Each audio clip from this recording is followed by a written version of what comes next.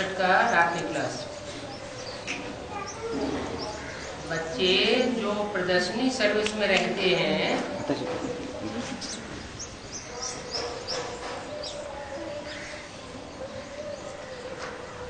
क्या ये डिफिकल्ट बात है?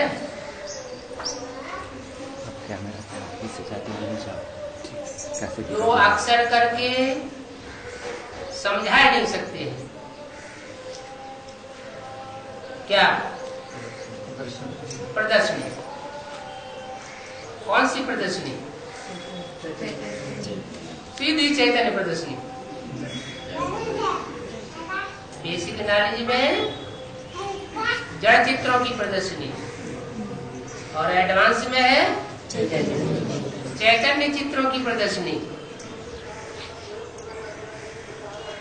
तो अगर अवस्था अपनी बनी हुई है तो चैतन्य चित्र की प्रदर्शनी समझाने में कोई डिफिकल्ट बात नहीं है। बहुतों से मिलना होता है इसमें प्रदर्शनी में। प्रदर्शनी में तो बहुत आते हैं ना देखने के लिए। क्या क्या प्रश्न आते हैं सो लिख भेजना चाहिए। बाप तो बहुत सहज है, सर्व का सदगति दाता, बाप तो एक है। और ऊंच से ऊंच भगवान भी वही है। क्या ऊंच से ऊंच भगवान? भगवान भी ऊंच से ऊंचे और नीच से नीच होते हैं।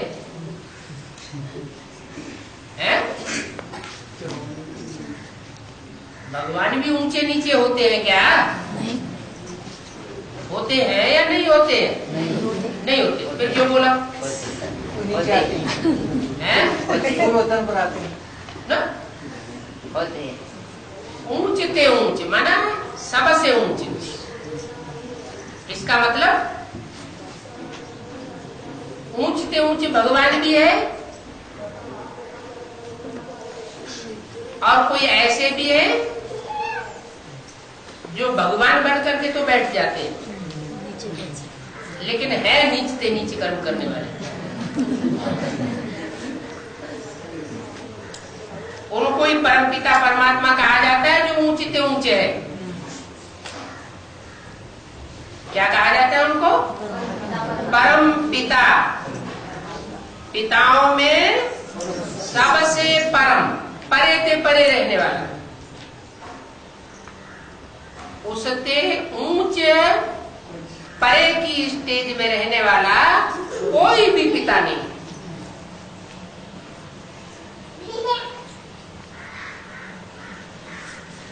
वो मनुष्य सृष्टि का पिता नहीं है। कौन? जो परे से परे रहने वाला है वो कौन है? शिव बाप। वो मनुष्य सृष्टि का जो पिता है वो जब संपन्न स्टेज को प्राप्त करता है तो उससे भी परे की स्टेज में रहने वाला है सुप्रीम सोल। इसलिए कहा वो परे से परे परम पिता है। उसका पिता कोई भी नहीं, वो सबका पिता है। बापों का भी बाप है, धर्म पिताओं का भी बाप है और धर्म पिताओं का भी जो बाप प्रजापिता कहा जाता है, एडम कहा जाता है, आदम कहा जाता है, उसका भी बाप है। कौन? शिव बाप।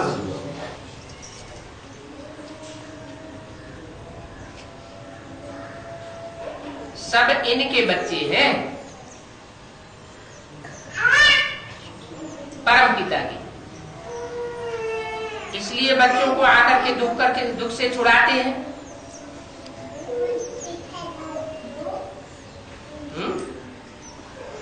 आकर के दुख से छुड़ाते हैं या आते हैं, ज्ञान सुनाते हैं मुरली सुनाते हैं और चले जाते हैं, फिर बच्चे अपने आप दुख से छूटते रहते हैं। नहीं, आकर के बच्चों को दुख से छुड़ाते हैं। उनको दुख से छुड़ाने के लिए खुद ही आना पड़ता है। ऐसे नहीं कि वो आए, ज्ञान सुना के चले जाएं, फिर बच्चे अपने आप दुख से छूटते रहेंगे। या जो समझू सयाने बच्चे हैं वो खुद अपने को दुख से छुड़ाते रहेंगे और दूसरों को भी छुड़ाते रहेंगे। नहीं, कोई ऐसे समझ लेते क्या कि वो ऊंचे ऊंचे बाप ब्रह्मा के तन में आया, आकर के ज्ञान सुना के चला गया, अब दुख से हम अपने आप छूटते रहेंगे और अपने फॉलोअर्स को छुड़ाते रहेंगे। बाप कहते हैं मैं ही ऊंचते ऊंची इसलिए कहा जाता हूं कि मैं खुद ही आकर के बच्चों को छुड़ाता हूं दुख से। बाप आकर के भारत को स्वर्ग बनाते हैं, सारे भारत को स्वर्ग बनाते हैं। ये नहीं कहा सारी दुनिया को स्वर्ग बनाते हैं, भारत को स्वर्ग बनाते हैं आकर के। वो गुरु लोग क्या समझते हैं? गांधी जी क्या समझते थे? हम राम राज्य लाएंगे। ये गांधी जी का काम नहीं है।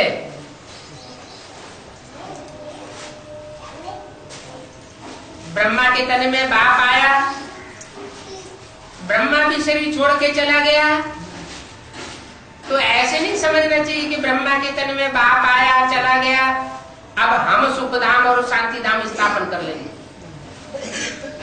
ईंटों के शांति धाम सुख धाम स्थापन करना कोई बड़ी बात नहीं है।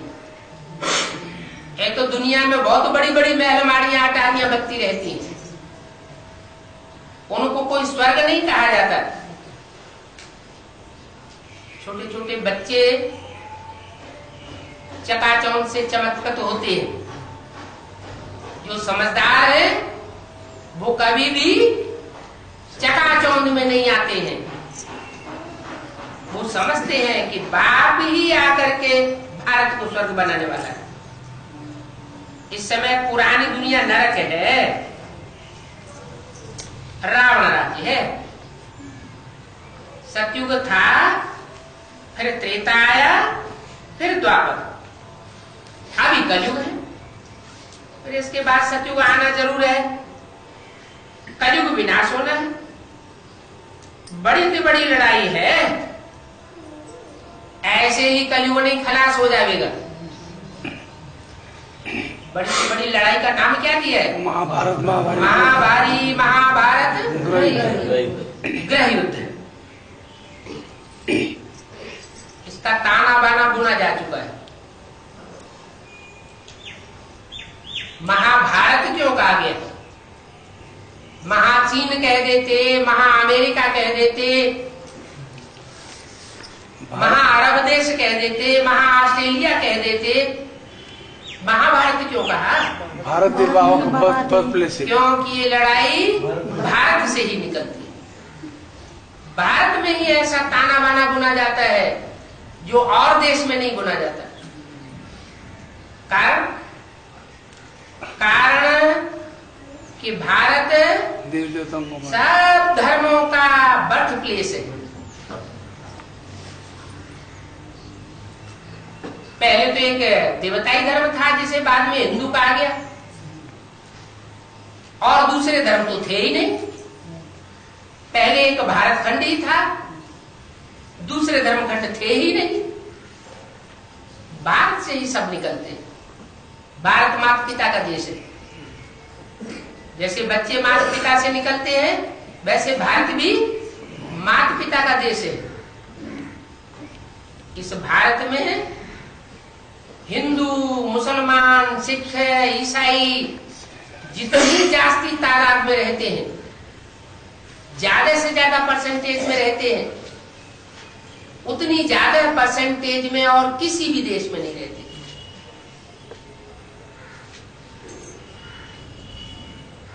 और वो हिंदू, मुसलमान, सिख, ईसाई आपस में जितनी यहां लड़ाई करते हैं, उतना और किसी देश में आपस में मुठभेड़ नहीं होती।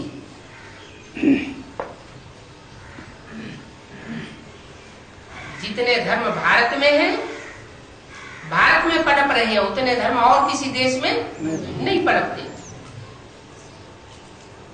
जितने धर्म खंड वालों ने भारत में राजाई की है, दिल्ली के ऊपर राज्य किया है, सब धर्म वालों ने दिल्ली के ऊपर राज्य किया है, और कोई देश ऐसा नहीं है जहां सब धर्म वालों ने राज्य किया हो। ये भारत ही देश एक ऐसा है जहां ज्यादा से ज्यादा भाषाएं चल रही है, और भाषाओं के आधार पर बहुत झगड़ा भी चल रहा है। जब भाषाएं बहुत अनेक हो जाती हैं, धर्म अनेक हो जाते हैं, तो यहां जातियां भी अनेक हैं। जितनी जातियां भारत देश में हैं, इतनी जातियां और किसी भी देश में नहीं। जातियों को लेकर के, जातिवाद को लेकर के कितना झगड़ा है, अंदर अंदर आग सुलग रही है। तो भाषावाद, जातिवाद, धर्मवाद, और जितनी राजनीतिक पार्टियां यहां हैं, उतनी राजनीतिक पार्टियों का जखीरा और किसी भी देश में नहीं। इतना विभेद बढ़ जाता है, इतना अंदर अंदर शीत युद्ध चलता है कि कभी भी विस्फोट हो सकता है। इसलिए बोला, इस भारत देश में महाभारी महाभारत गृह युद्ध होता है। जो गृह युद्ध सारी दुनिया को चपेट में ले लेता है।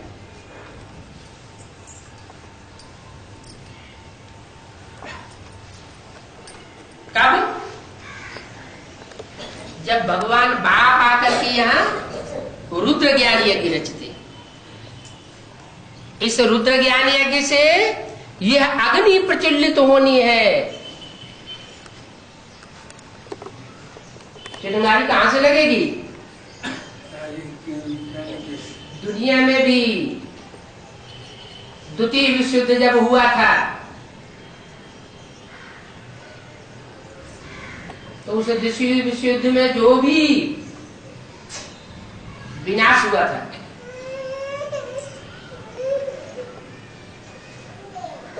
उस समय भारत में भगवान आ चुका था, प्रत्यक्ष नहीं हुआ था। यज्ञ कुंड से स्थापना के साथ साथ विनाश ज्वाला प्रज्वलित हुई थी। यज्ञ कुंड में भी विभेद पैदा हो चुका था।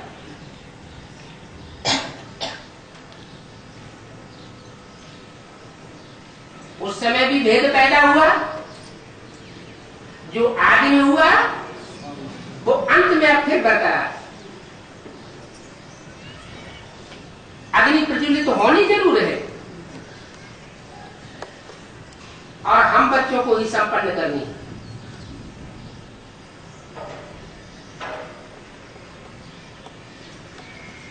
तो ये महाभारी महाभारत है, नाम तो है ना, अक्षर है, तो उनको सारा समझाया जाता है। ये है महाभारत की लड़ाई, भक्ति मार्ग का भी अंश है।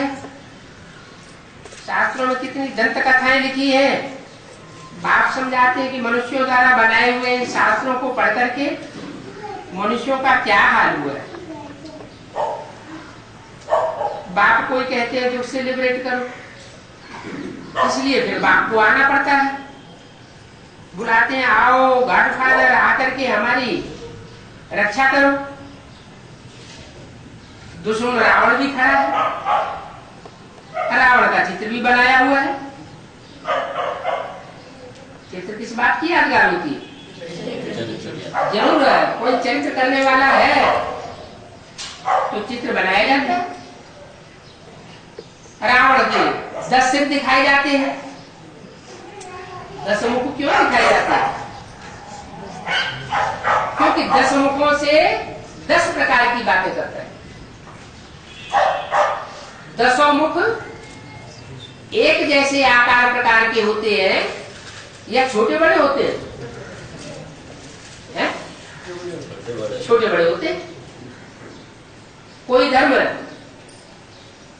लंबे समय से आता है, कोई धर्म थोड़े समय से आता है। तो उन धर्मों के जो भी मुखिया है वो दिखाए गए।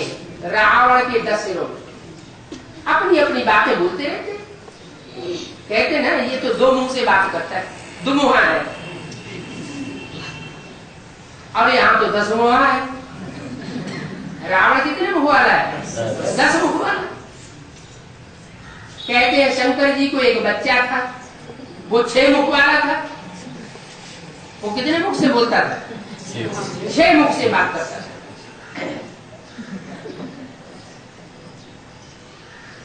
और शास्त्रों में लिख दिया है कि शंकर जी से 6 मुख वाले की लड़ाई हुई। अब ये 6 मुख कोई दूसरे मुख थोड़े ही है। इस्लामी, बौद्धि, क्रिश्चियन, मुस्लिम, सन्यासी, सिख, ये मुख्य मुख्य जो धर्म है उनको सपोर्ट करने वाला है, विधर्मियों को सपोर्ट करता है। स्वधर्मी बाप को सपोर्ट नहीं करता तो युद्ध होता है। 6 मुखों से बात करता है। ऐसे ही रावण विष्णु को 1 सिर दिखाते हैं और रावण को 10 सिर दिखाते हैं। क्यों? विष्णु 1 सिर वाला और 4 भुजाओं वाला, माने एक मत पर के चल करके और 4 भुजाओं से सहयोगी बनता है। विष्णु की भुजाएं हैं अनेक लेकिन सिर अनेक नहीं, माने अपनी मनमत या दूसरे मनुष्यों की मत पर नहीं चलता है, एक की मत पर चलता है और सहयोगी बनता है अनेक भुजाओं से। और रावण एक मत पर नहीं चलता, न एक मत पर चलाता है, न एक मत देता है, अनेक मत देता है। तो अनेक मत उससे होती है दुर्गति और एक मत से होती है सदगति। ये राज है क्या? मुखों का। ऐसे नहीं कि शास्त्रों में जो भी चित्र बनाए हैं तो वो बिना किसी अर्थ के बनाए हुए हैं, नहीं। शास्त्र तो फिर भी बाद में बनाए गए, जब द्वापर युग थोड़ा बीत चुका था। चित्र तो एकदम द्वापर के आदि में बनाए गए, 2-2,500 साल पहले। और खासकर वो चित्र मालूम है कहां बनाए गए? भारत में तो बनाए गए, लेकिन भारत के किस हिस्से में वो चित्र बनाए गए थे? अरे लो, जहां बनाए गए थे वो लोग ही नहीं जानते हैं स्थान। हाँ, वो चित्र बनाए गए महाराष्ट्र में। कहाँ बनाए गए? महाराष्ट्र। उन चित्रों में सच्चाई थी। आदि में जो शास्त्र बने वो भी सतो प्रधान थे, उनमें भी सच्चाई थी। चित्रों के आधार पर वो चरित्र करने वाले प्रत्यक्ष हुए और शास्त्रों में उनका वर्णन किया गया।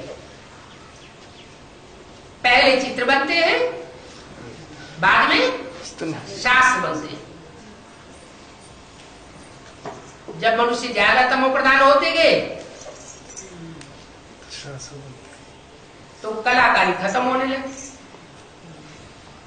चित्रकला खलास हुई और मुंह बक्का होने लगे।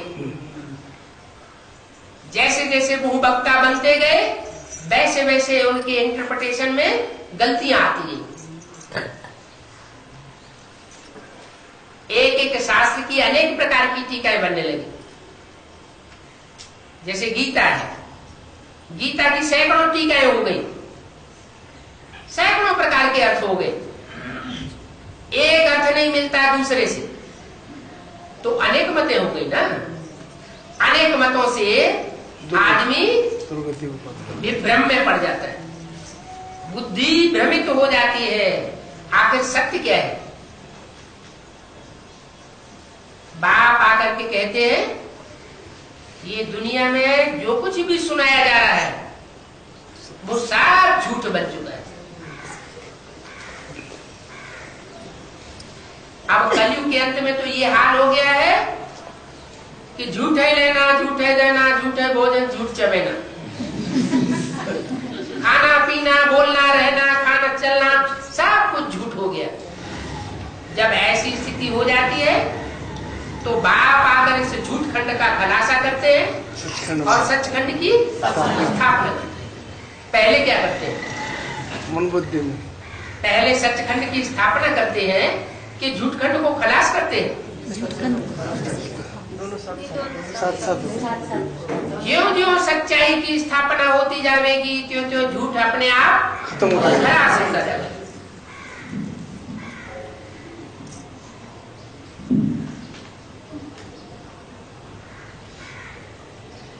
तो ये भक्ति मार्ग का अंश है। शास्त्रों में ये जो दंत कथाएं लिखी हुई है वो मनुष्यों की लिखी हुई है। तो बाप कहते हैं मनुष्यों द्वारा बनाए हुए इन शास्त्रों को पढ़ करके क्या करेंगे? दुर्गति को पाएंगे, उनसे कल्याण होता नहीं। अच्छा, नहीं हुआ कल्याण। अब बाप आते हैं, ब्रह्मा के मुख से बोलते हैं, उस समय कुछ न कुछ कल्याण तो होता होगा ना, कि नहीं होता है? ब्रह्मा के मुख से बोलते हैं तो भी कल्याण होता है। फिर ब्रह्मा शरीर छोड़ देते हैं, फिर क्या करते हैं? फिर ब्रह्मा के मुख से बोले हुए जो भी बातें हैं वो कागजों में छपाई जाती है और ब्राह्मण उनको पढ़ते हैं, सुनते हैं और दूसरों को सुनाते हैं। तो उनसे कल्याण होगा? क्यों नहीं कल्याण होगा? भगवान की बताई हुई बातें नहीं। भगवान जब डायरेक्ट मुख से सुनाता है तभी परिवर्तन होता है। भगवान के मुख से जो डायरेक्ट बैठ करके सुनते हैं उनका ही परिवर्तन होता है। भगवान की बोली हुई बात जब छपाई दी जाती है या लिख करके सुनाई जाती है तो उसमें अंतर पड़ जाता है। जैसे दूध का भरा हुआ घड़ा हो, उसमें एक बूंद सांप का विष डाल दो तो सारा क्या हो जाएगा? विष हो जाए। तो बताया, मुरली में क्लैरिफिकेशन दिया, तुम बच्चे जो डायरेक्ट सुनते हो सन्मुख बैठ करके, वो है फर्स्ट क्लास माल। और टैप रिकॉर्ड में भी एक्यूरेट सुनाता है, वो है सेकंड क्लास माल। और कागज पर लिख करके छपा करके जो सुनाया जाता है और सुना जाता है वो है थर्ड क्लास। अभी तो गवर्नमेंट ने भी कई साल से सालों साल हो चुके जब से ट्रेन में थर्ड क्लास खत्म कर दिया। तो जब गवर्नमेंट ने, जो भ्रष्टाचारी गवर्नमेंट है उसी ने थर्ड क्लास खत्म कर दिया, तो शिष्टाचारी गवर्नमेंट ने थर्ड क्लास रखा होगा क्या? है? रखा है? अच्छा, आप में से कोई थर्ड क्लास माल पढ़ता है, सुनता है? कोई नहीं सुनता? अरे कोई सुनता हो, ब्रह्म कुमारियों में जाता हो कभी कभी? नहीं जाता? अच्छा, सब second class, good second class और फर्स्ट क्लास मान लेने वाले। अच्छा, तो इन शास्त्रों को हम पढ़ करके क्या करेंगे? 63 जन्म से हम इन शास्त्रों को पढ़ते चले आए, फायदा तो कुछ भी नहीं हुआ। दो धर्म पिताएं भी आते हैं तो वो आकर के शास्त्र पढ़ करके सुनाते हैं या डायरेक्ट आकर के मुख से बोलते हैं? शास्त्र पढ़ के सुनाते। वो धर्म पिताएं इब्राहिम, बुद्ध, क्राइस्ट आकर के अपना अपना धर्म स्थापन करते हैं। इस सृष्टि में जो गिरती हुई सृष्टि है, गिरती हुई सृष्टि रूपी मकान है, उसको टाइम टू टाइम जगह जगह आकर के रिपेयर करते हैं। तो क्या वो डायरेक्ट मुख से सुनाते हैं तब रिपेयर कर पाते हैं या लिख करके और पढ़ करके सुनाते हैं? डायरेक्ट मुख से सुनाते हैं तो मकान फिर रिपेयर भी होता है। यहाँ तो बाप आकर के नया मकान बनाते हैं, सब कुछ नया बताते हैं, कोई भी पुरानी बातें नहीं बताते। नित्य नित्य नए नए राज समझाते हैं। कहते हैं तुम बच्चों को जब तक जीना है तब तक पीना है। तो तुम इन शास्त्रों को, चाहे दुनियावी शास्त्र हो, चाहे ब्राह्मणों की दुनिया के शास्त्र हो, तुम इन शास्त्रों को पढ़ करके क्या करेंगे? कुछ करेंगे? हैं? कुछ नया राज निकालेंगे? नहीं, बाप खुद ही आकर के सब राज की बातें बताते। अच्छा, वो तथाकथित ब्रह्मा कुमार कुमारी कहे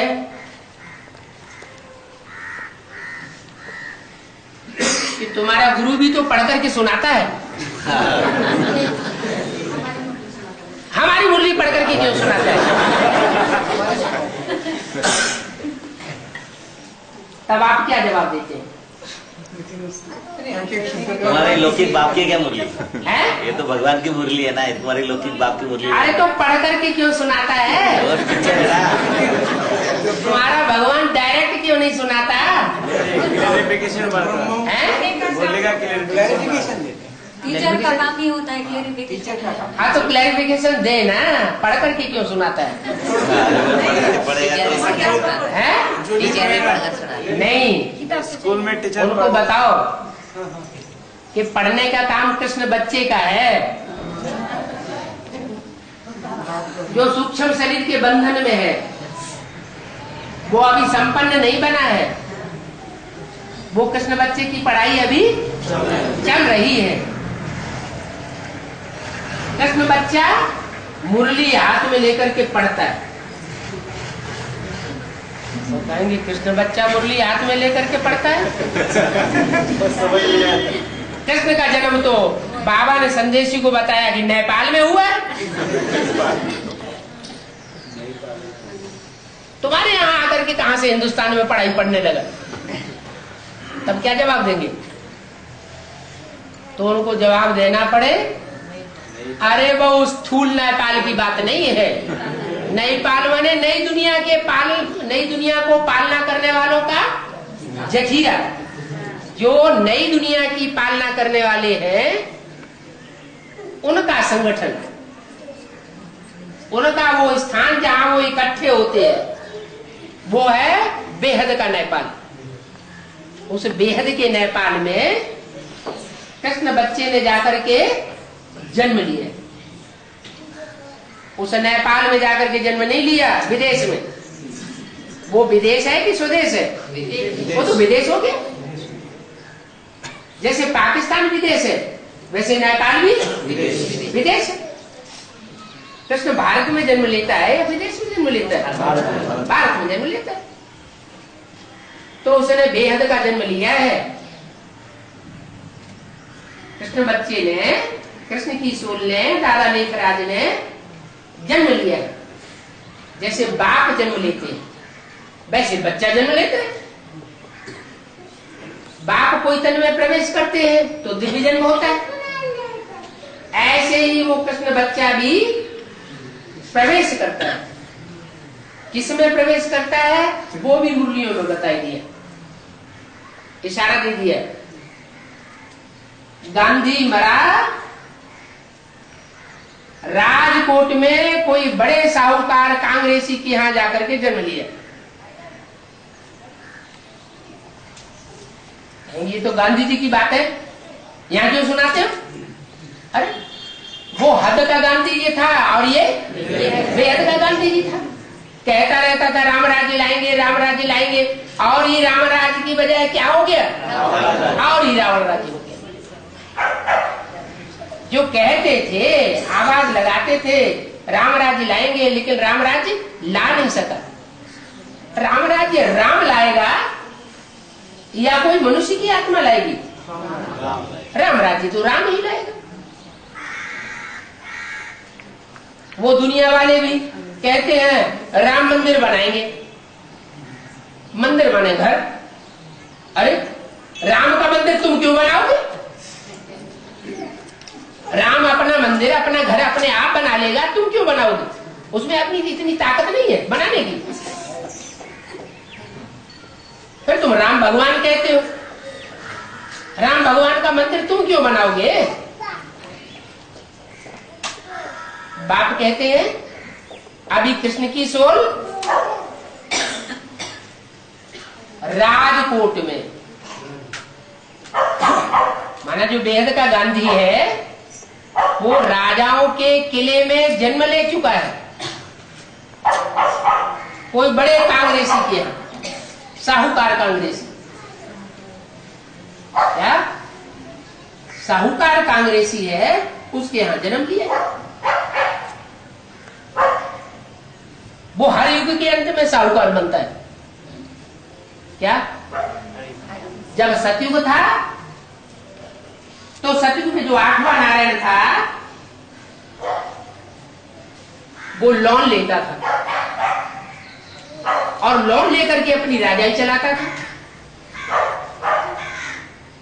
लोन लेते लेते जब बहुत कर्जा चढ़ गया तो सारी राजाई उसकी लोन में डूब गई, और जिससे लोन लिया वो थी राम वाली आत्मा। राम राजा, राम प्रजा, राम साहूकार। हर युग के अंत में बड़ा साहूकार बनता है। संगम युग में ज्ञान रत्नों का बड़ा साहूकार बनता है। उन 4 युगों में अंतिम जन्म में स्थूल रत्नों का साहूकार बनता है। तो सतयुग के अंत में जो लास्ट नारायण है वो अपनी सारी राजाई लोन में राम को अर्पण कर दिया। शूटिंग कहाँ होती है? संगम। सन 76 में सतयुग की शूटिंग का अंत हो गया। जो ब्राह्मणों की संगम युग की दुनिया का राजा था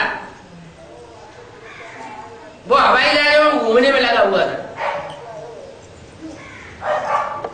जो काम करना चाहिए ब्राह्मणों को वो नहीं कर रहा था।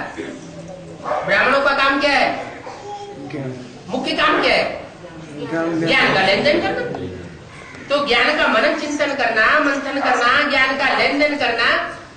ज्ञान माने मुरली। शिव बाप ने जो कुछ ब्रह्मा द्वारा बोला उन बातों का गहराई में अवगाहन करना।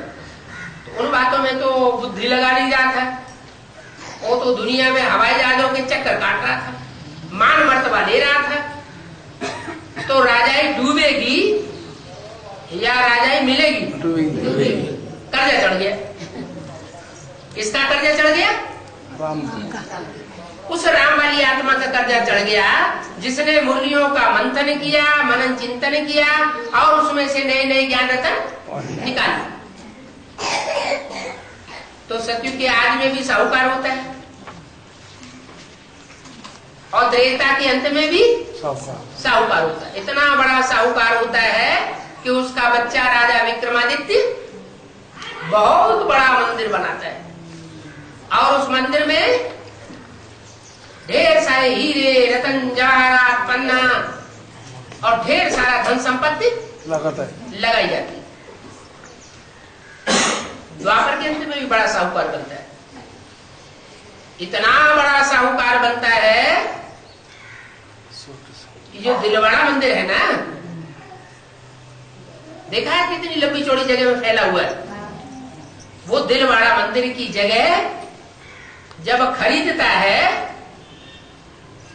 तो जो पहले सोने का मोहर होती थी, रुपया पहले सोने का होता था, तो सोने की मोहरें उस सारी जमीन में बिछाकर वो सारी जमीन खरीदी थी। क्या 1 वर्ग गज में सोने की मोहरें बिछा दो तो एक घड़ा भर जाता है, कलश भर जाता है। अब कितने कलश होंगे? तो इतना बड़ा साहूकार कलयुग के अंत, जो द्वापर के अंत में होता है। इसी तरह कलयुग के अंत में भी बड़ा साहूकार बनता है। क्या किसका भागीदार था? दादा देख रहा है इनका भागीदार। कितने हिस्से का हकदार था? आधे का हकदार। तो दादा देख रहा है कि जब इतने बड़े साहूकार थे तो उसका भागीदार भी साहूकार हुआ। फिर संगम युग आता है। संगम युग में भी वो हर युग की शूटिंग के अंत में बहुत बड़ा ज्ञान रत्नों का साहूकार बनता है। तो सतयुग की शूटिंग सन 76 में पूरी होती है और जो आर्य समाजी है बहुत लिटरेचर छपाता है। आर्य समाजी लिटरेचर बहुत छपाते हैं। आखिरी जन्म में वो क्या होता है? आखिरी जन्म में आर्य समाजी ही था ना, तो उसके हाथ में यज्ञ की सारी सत्ता आ जाती है। किसके हाथ में? जगदीश भाई के हाथ में। लेकिन जो ब्राह्मणों का धंधा करना चाहिए वो धंधा नहीं किया, तो राजा ही हाथ से सारी चट हो गई। किसके पास चली गई? राम साहूकार के पास सारी राजाई चली जाती। तो बताया कि राम वाली आत्मा साहूकार बनती है, राजा भी बनती है और प्रजा भी बनती है और दास दासी भी बनती है। क्या? दास दासी भी बनती है और चांडाल भी बनती है।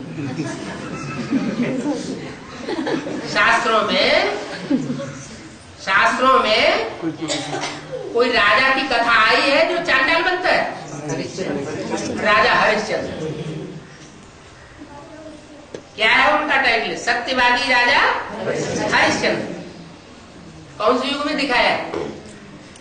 उन्होंने तो सतयुग में दिखाई दिया है। बात कहाँ की है? सतयुग की बात। तो अभी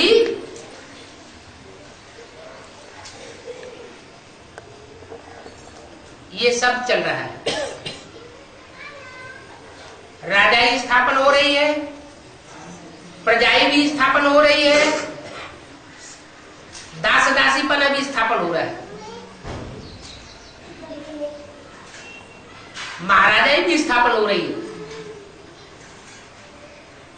जो चाहे सो अभी बन सकता है,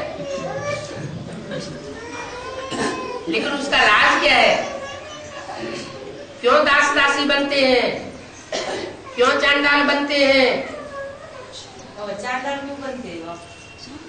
चांडाल इसलिए बनते कि देते हैं फिर ले लेते। नहीं हरिश्चंद्र को भी लेकिन के आज में कुछ एग्रीमेंट हुआ होगा ब्रह्मा बाबा के साथ, फिर लड़ाई हुई तो सारा ले लिया। अगर ले लिया तो अगले जन्म में रईस बनेगा या गरीब बनेगा? क्या बनेगा? गरीब घर में जन्म लेगा ना, तो गरीब घर में जन्म मिलता है। राम फेल हो गया ना, राम फेल हो गया तो जाओ तुम अपने हिस्से के ज्ञान रत्न ले जाओ, ज्ञान के बाण ले जाओ। फेल हुआ तो उसको बाण मिल गया, धनुष मिला और बाण मिला, तो बाण ले जाओ। अब बाण चलाओ और अपनी राजाई कमाओ। अब ऐसे यज्ञ से तुमको कुछ भी मिलने वाला नहीं।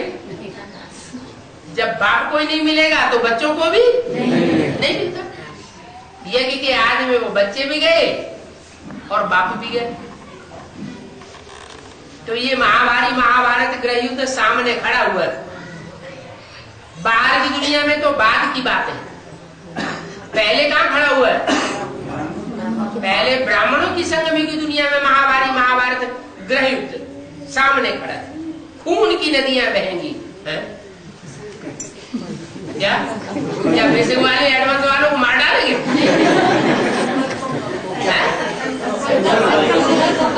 नहीं, यहाँ हर बात बेहद की। वहां मुसलमान लड़ाइयों में हद का खून बहता है। वो दुनिया में क्रांतियां होती हैं तो हद का खून बहता है, और यहाँ संकल्पों का खून बहता है।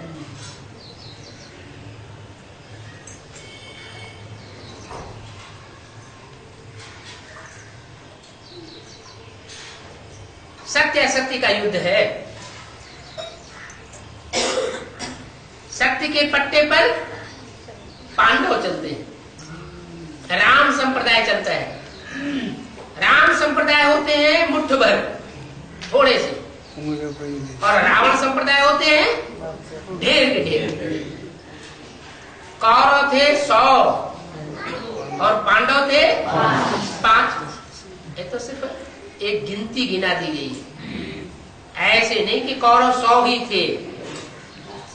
जिस समय महाभारत युद्ध हुआ तो शास्त्रों में लिखा है 18 अक्षौणी सेना थी, और एक एक अक्षौणी में लाखों की तादाद में हाथी गिनाए गए, घोड़े गिनाए गए, घुड़सवार गिनाए गए, हाथी सवार गिनाए गए, रथ सवार गिनाए गए, पैदल गिनाए गए। वास्तव में जो संख्या वहां गिनाई गई है वो संख्या आज की सारी दुनिया की जनसंख्या है। तो बड़ा भारी रिवॉल्यूशन होने वाला है। ऐसे नहीं कि ये ज्ञान का झगड़ा, ज्ञान का युद्ध, सत्य असत्य का युद्ध सिर्फ ब्राह्मणों की दुनिया तक ही सीमित रहेगा। नहीं, विनाश ज्वाला इस रुद्र ज्ञान यज्ञ कुंड से निकली तो सारी दुनिया को चपेट में ले बैठी। क्यों? क्योंकि इस ज्ञान के अंदर सब धर्मों की सच्चाई छुपी हुई है। किस धर्म में कितनी सच्चाई है, और वो सच्चाई कहां से आती है,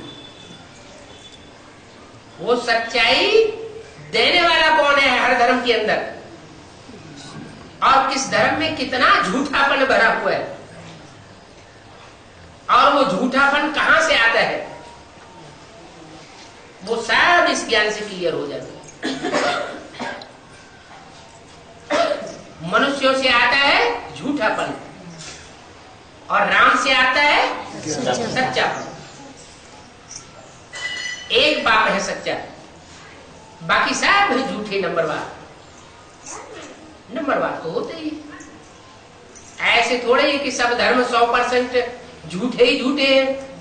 नहीं, उनमें सच्चाई भी है, उनमें झूठाई भी है। इसलिए बाप जब आते हैं तो हर धर्म से आत्माओं को चुनते हैं, श्रेष्ठ आत्माओं का चुनाव करते हैं, और वो श्रेष्ठ चुनी हुई आत्माएं माउंट आबू में आकर के ब्राह्मण बन के ब्रह्मा की औलाद पढ़ती। फिर उन ब्राह्मणों में से फिर से चुनाव होता है। जो ब्राह्मण पढ़ाई पढ़ते हैं, ब्रह्मा की औलाद बनते हैं, माउंट आबू से पढ़ाई पढ़ी जाती है। सारी इंडिया में, सारी दुनिया में पढ़ाई जाती है। वो बेसिक नॉलेज में ढेर के ढेर पढ़ते हैं। दुनिया में प्राइमरी स्कूलों में संख्या ज्यादा होगी या दुनिया के जो बड़े बड़े कॉलेज हैं एमए बीए के उनकी जनसंख्या ज्यादा होगी? प्राइमरी स्कूलों की जनसंख्या ज्यादा होगी ना पढ़ने वालों की। ऐसे यहाँ पे पढ़ाई में भी बेसिक की पढ़ाई पढ़ने वाले बहुत है, ढेर है, और फिर ऊंची कक्षा में जाने वाले बहुत थोड़े। वो है एडवांस की पढ़ाई। एडवांस की पढ़ाई में भी सब धर्मों के बीज हैं, अच्छे से अच्छे भी हैं और बुरे से बुरे भी हैं। जैसे बेसिक नॉलेज में भी सूर्यवंशी थे, वो तो यज्ञ के आग में ही चले गए राम के साथ साथ। राम फेल हुआ तो सारे सूर्यवंशी फेल होकर के चले गए। सूर्यवंशी फेल होते हैं क्या? नहीं होते हैं? सूर्यवंशी फेल नहीं होते, सब फेल होते हैं। माया किसी को नहीं छोड़ती। कोई पहले फेल होते हैं, कोई बाद में फेल होते हैं। ऐसा अहंकार कोई न करे कि हम माया से फेल होने वाले नहीं है कभी। माया किसी को छोड़ती नहीं है। जैसे बाप सर्वशक्तिवान है वैसे माया भी सर्वशक्तिवान है। बाप की पहली बच्ची है। जो बड़ा बच्चा होता है वो पावरफुल होता है या जो बाद में पैदा होता है वो पावरफुल होता है? पहला बच्चा पावरफुल होता है। कहते हैं जब सृष्टि की शुरुआत हुई, कश्यप ऋषि ने जब सृष्टि रची तो उनको दो पत्नियां थी, दिति और अदिति। दिति से दैत्य पैदा हुए क्योंकि बड़ी रानी थी, और वो पहले पैदा हुए। और अदिति से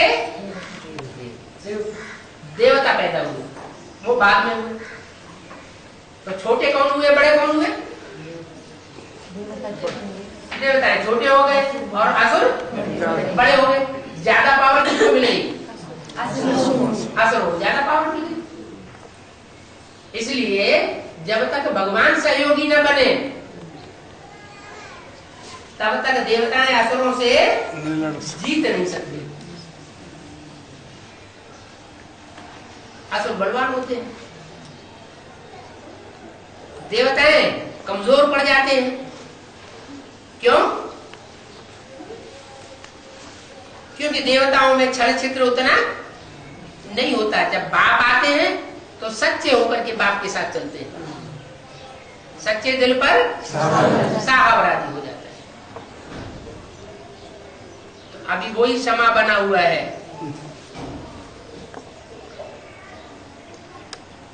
अभी ये महाभारत युद्ध है, सामने खड़ा नहीं है, शुरू होने वाला है।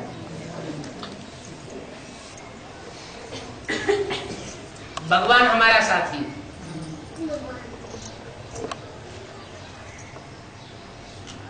लेकिन ये भी है कि जो श्रीमत पर चलेंगे उनका साथी है, जो मनमत और मनुष्यों की मत पर चलेंगे उनका साथी नहीं होगा।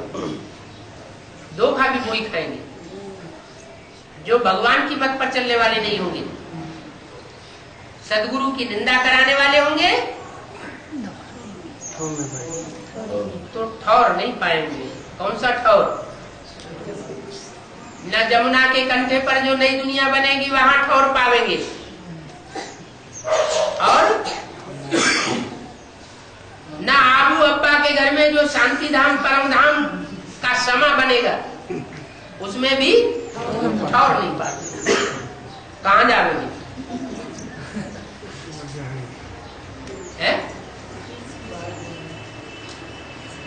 भारत में तो पहले युद्ध होता है महाभारत गृह युद्ध, ये तृतीय विश्व युद्ध है। लेकिन अंत में होता है चतुर्थ विश्व युद्ध। तटीय विश्व युद्ध में तो भारत और भारत के आसपास के देश अपना नुकसान करते हैं, नेस्त नाबूद होते हैं। लेकिन चतुर्थ विश्व युद्ध में तो सारी दुनिया स्वाहा हो जाती है। एटम बमों की लड़ाई है। तो वो एटम बमों की लड़ाई जब होती है तो विदेशियों के बीच में होती है। भारतवासी तो पहले ही ठंडे हो जाते हैं गृह युद्ध में, उनके पास तो ताकत रहती ही नहीं, तो उनके ऊपर कोई एटम बमों की शक्ति का प्रहार क्यों करेगा? अरे जिसके पास बंदूक होगी उसके ऊपर कोई हमला करने के लिए राइफल लेके आएगा। जिसके पास है ही नहीं कुछ भी हथियार, तो उसके ऊपर कोई हमला हथियार से, बड़े हथियार से करने क्यों आएगा? तो भारत तो पहले से ही ठंडा हो जाता है। विदेशों से वो लड़ाई निकलती है जहां एटम बमों के धमाके होते हैं, थोड़े समय के अंदर सारा दुनिया खलास हो जाए। अभी बाप कहते हैं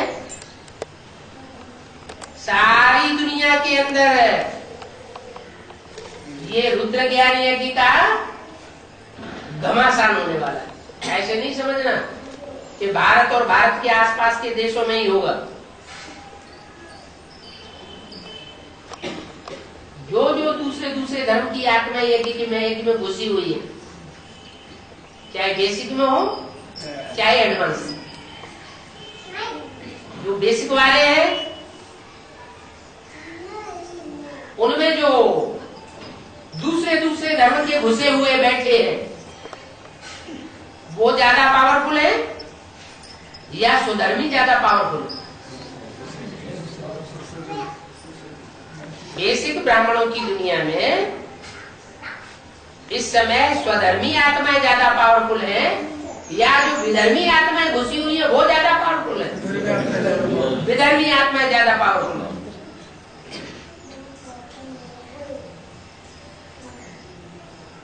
और एडवांस में है स्वधर्मी ज्यादा पावरफुल है। स्वधर्मियों में सूर्यवंश और चंद्रवंश। चंद्रवंश में चंद्रमा की क्या हालत है अभी? है क्षीण हुआ पड़ा है।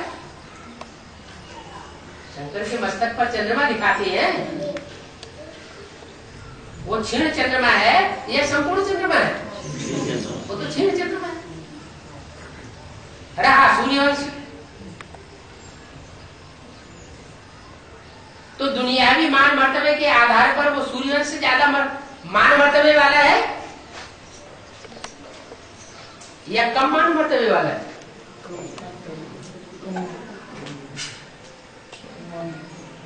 गुप्त प्रभाव है, दुनियावी प्रभाव नहीं है, ईश्वरीय प्रभाव है। बाहर का पंप एंड शो का प्रभाव नहीं है। फिर भी अगर देखने में आवे तो एडवांस पार्टी में भी जो दूसरे धर्म की आत्माएं हैं वो ज्यादा पावरफुल है। और क्या होना है? ज्ञान की दृष्टि से, योग की दृष्टि से, धारणाओं की गहराई की दृष्टि से और सेवा की गहराई की दृष्टि से ज्यादा पावरफुल एडवांस वाले हैं या बेसिक वाले? बेसिक वाले तो वही भक्ति मार्ग के कंठ घंट करते रहते हैं जो 63 जन्म करते आए। राजा क्वालिटी की आत्माएं तो वहां निकलती ही नहीं, प्रजा की सेवा होती है। और यहाँ तो राजा क्वालिटी की आत्माओं की सेवा होती है। हाँ, ये जरूर है कि जो सूर्यवंशी है वो सूर्यवंशी क्वालिटी की आत्माएं निकालते हैं, जो चंद्रवंशी है वो चंद्रवंशी क्वालिटी की आत्मा, जो जैसा होगा वैसा ही निकालेगा, बनाएगा। लेकिन असलियत को पकड़ना एडवांस में ज्यादा हो रहा है। तो जो एडवांस में असलियत को पकड़ने वाले हैं लेकिन विधर्मी हैं, दूसरे दूसरे धर्म से हैं, वो जाकर के बेसिक के विधर्मियों से मिल जाएंगे। क्या?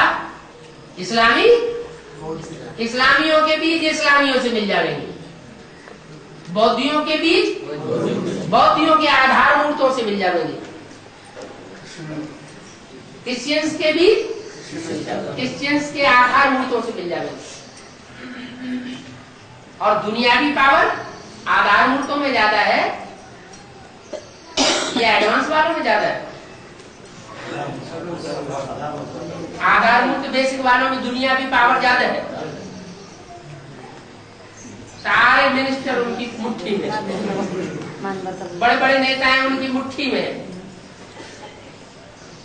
मीडिया में अखबार वाले और टेलीविजन वाले उनकी मुट्ठी में है, बड़े बड़े ऑफिसर्स भी उनकी मुट्ठी में, पुलिस का तबक्का भी उनकी मुट्ठी में, और नोटों की गड्डियां भी उनकी मुट्ठी में। तो सारी पावर उधर है। और जो थोड़ी बहुत यहाँ ईश्वरीय पावर मिली भी है, वो नंबर 12 विधर्मियों में बटी हुई है। और वो विधर्मी यहाँ की सच्चाई को लेकर के, यहाँ की कमजोरियों और विशेषताओं को लेकर के वहां ऐड होने वाले। क्या नहीं समझा? चंद्रवंशियों में मिल जाएंगे, यहाँ के इस्लामवंशी इस्लामवंशियों में मिल जाएंगे, बौद्धिवंशी बौद्धियों में मिल जाएंगे, क्रिश्चियंस जो है वो क्रिश्चियंस में मिल जाएंगे। अब रहा कौन? सूर्यवंशी कहेंगे। वहां तो सूर्यवंशी है ही नहीं, सारे इधर आ गए। वो किससे मिल जाएंगे? जिसका संसार में कोई नहीं होता उसका बाप होता। एक शिव बाबा, दूसरा कोई। तो बड़ा भारी रिवोल्यूशन होने वाला है। क्या? भारी क्रांति होने वाली है। जो भी इधर की सच्चाई है वो उनके पास पहुंचने वाली है।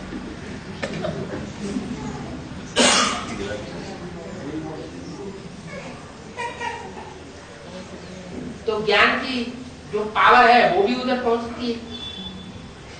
दुनिया भी पावर तो उधर है ही है। ये भी छोटा रूप है दुनिया का, बेसिक की दुनिया और बीज रूप आत्माओं की दुनिया। ये छोटा रूप है। बड़ा रूप कौन सा है? नहीं, 3 दुनियाएं हैं ना। एक तो 500 करोड़ वाली दुनिया, बाहर की दुनिया, एक बेसिक की दुनिया,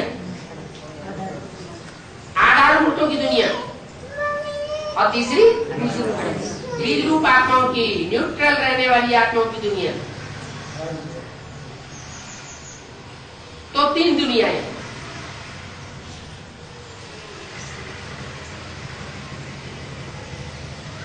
वो आधार मूर्तों की दुनिया बीज रूप विधर्मियों से मिलकर के, जो दुनिया के बड़े बड़े धर्म गुरु नेताएं आदि हैं, उनसे मिलकर के एक हो जाने वाले। क्या समझ में आया? है? उनको लेके जो एडवांस की विधर्मी बीज रूप आत्माएं हैं, वो आधार मूर्तों की विधर्मी आत्माओं से मिलकर के एक हो जाने वाली है। और वो पहले से ही उनसे मिलने का प्रयास कर रहे हैं दुनियावी धर्म गुरुओं के साथ। क्या? उनकी सारी परंपराएं उन्होंने अपना ली। जो भी गुरुओं की रीति परंपराएं हैं वो सारी अपना ली भक्ति मार्ग की। मेले, मलाखड़े, तीज, त्योहार, सब कुछ, रथ यात्रा, बाहर की दुनिया की जो भी बातें वो सारी आ चुकी हैं। तो क्या होगा? इसका अंजाम क्या होगा? सब धर्मों का जखीरा, चाहे बाहर की दुनिया का हो, चाहे आधार मूर्तों की दुनिया का हो, और चाहे बीजरूप आत्माओं की दुनिया का हो, ये सारे विधर्मी मिलकर के एक तरफ, और मुट्ठी भर सूर्यवंशी आत्माएं एक तरफ, ज्ञान सूर्य बाप की तरफ। अब जो हिम्मत करेगा सो पालेगा। कौन हिम्मत करेगा? निश्चय बुद्धि विजय के, अनिश्चय बुद्धि विजय से।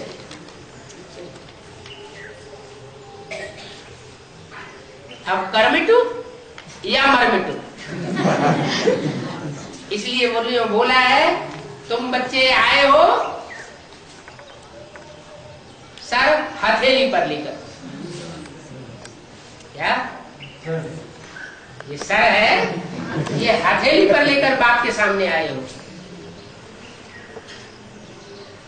ओम शांति।